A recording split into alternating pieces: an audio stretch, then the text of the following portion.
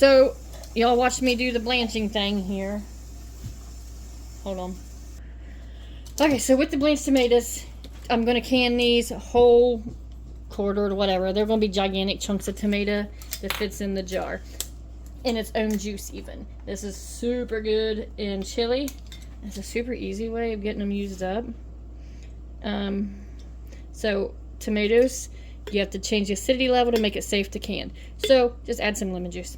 2 tablespoons of lemon juice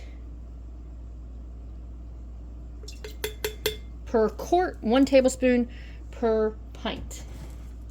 And then salt, optional. Well, we like salt. So a teaspoon of salt per quart, half a teaspoon per pint. Again, optional. And this is just pickling canning salt. It's a coarse salt. Oh, there you go. Alright, there you go. That's the jar. And then you're just going to fill it up with your canned tomatoes here.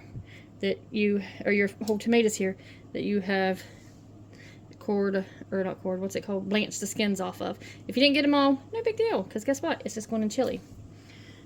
Or something along that line. So anyhow, as you can see, I'm going to get them in here. Maybe in a minute. Might be a slacker. Anyhow, if they're too big, just cut them up a little bit. Stick them down in your jar. And if you're like me and you forgot to core this one, hurry up and core it. 2. And that'll give it some give for the jar.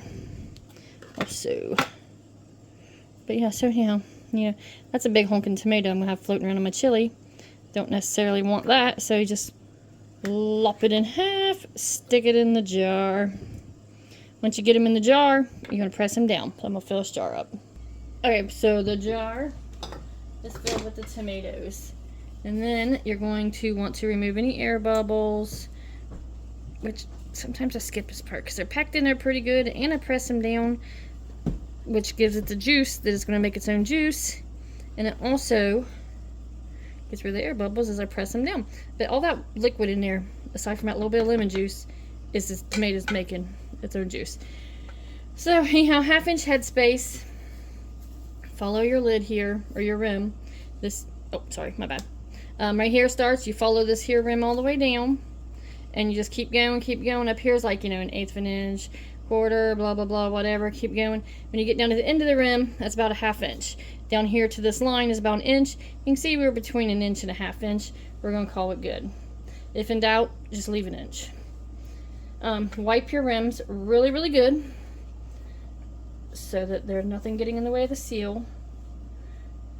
Put your flat and your band on. Okay, so these are your flats or your lids, whatever you want to call them. These are wide mouth. This is a wide mouth jar, wide mouth lid. Sorry about that noise in the background. My kid is cleaning up a mess I just kicked over.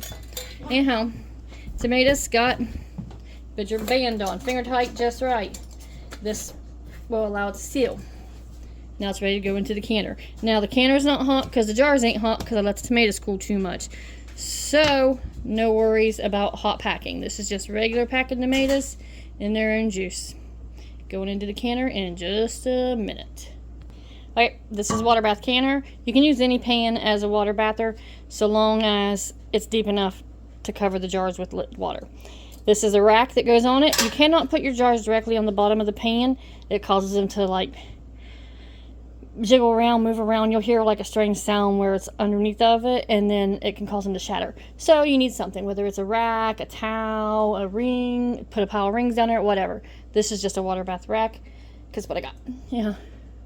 Your jars go into the canner like so on the rack. It'll hold 7 quarts. So once I get it filled up, we'll drop it down in there, but I ain't about to do it because it's 1 hour and 25 minutes once it has reached a full rolling boil. So I'm going to be a little while filling this up because I'm doing another pan of blanched tomatoes. So anyhow, once we get it filled up, we'll go to the next step. Alright, canner is full. So with that, yeah, it's on all the way. With that, you drop the basket down into the water. Oh, there you go. And making sure the water is over top of the jars. Now I turn it on, put the lid on it, and don't do anything till it starts boiling. When it starts boiling, we'll set the timer for 1 hour, 25 minutes. But not until then. Right now the water is still very, very cold. The tomatoes are warm at best. So with that, turn this on, put the lid on, and now we just hurry up and wait.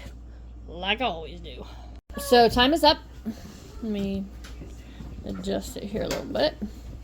Turned it off. Take off the lid away from you so you don't burn yourself. Mind you, it's been an hour and 25 minutes. And here is my jar lifter. This is the handle. It's plastic. It's spinny. It's not grippy. Down here is your jar side. So you will reach in like so. Pick up the jar. Well, let me show you. I guess it's hard to see like this. Like this. Okay, and they're all out. Yeah, I reused that lid in case y'all are wondering. Anyhow, leave space in between them for adequate cooling so that they'll all seal. So now they're just going to cool down. Wait for the pop. You can see some of them, like this in here, it's got a lot of juice in it where the tomatoes were just so juicy. That one's also more full, but some of them are a little fuller than others. But those tomatoes shrink up. So anyhow, there's the tomatoes and their own juice, canned whole.